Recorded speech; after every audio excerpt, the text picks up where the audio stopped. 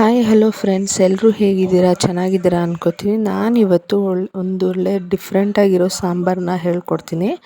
ಅದನ್ನು ಹೇಗೆ ಮಾಡೋದು ಅಂತಂದರೆ, ಒಂದು ಪ್ಯಾನ್ಗೆ ನಮ್ಗೆ ಎಷ್ಟು ಬೇಕಷ್ಟು ಹಸಿಮೆಣ್ಸಿಕಾಯಿ ಖಾರಕ್ಕೆ ಮತ್ತು ಟೊಮೊಟೊ ಒಂದೆರಡು ಇಲ್ಲ ಒಂದು ಮೂರೇ ಹಾಕ್ಕೊಳ್ಳಿ. ಚೆನ್ನಾಗಿ ಬೇಯಿಸ್ಕೊಂಡು ನಂತರ ಒಂದು ತಟ್ಟೆಗೆ ಎತ್ತಿಟ್ಕೊಂಡು ಕಡಲೆ, ಬೆಳ್ಳುಳ್ಳಿ, ಈರುಳ್ಳಿ ಮತ್ತು ಒಗ್ಗರಣೆಗೆ ಒಣಮೆಣ್ಸಿಕಾಯಿ, ಬೆಳ್ಳುಳ್ಳಿ ಮತ್ತು ಕರಿಬೇವು.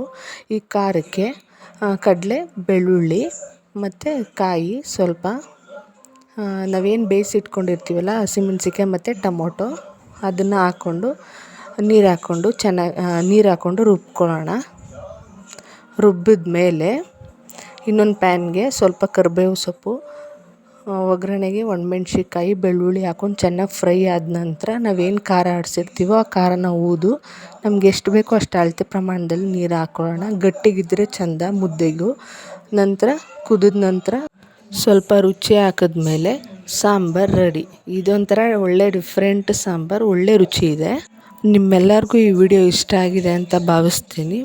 ಪ್ಲೀಸ್ ಲೈಕ್ ಮಾಡಿ, ಶೇರ್ ಮಾಡಿ, ಸಬ್ಸ್ಕ್ರೈಬ್ ಆಗೋದನ್ನು ಮಾತ್ರ ಮರಿಬೇಡಿ. ಇದೇ ತರಹ ಇನ್ನೂ ವಿಡಿಯೋಗಳು ಬರುತ್ತೆ. Thank you.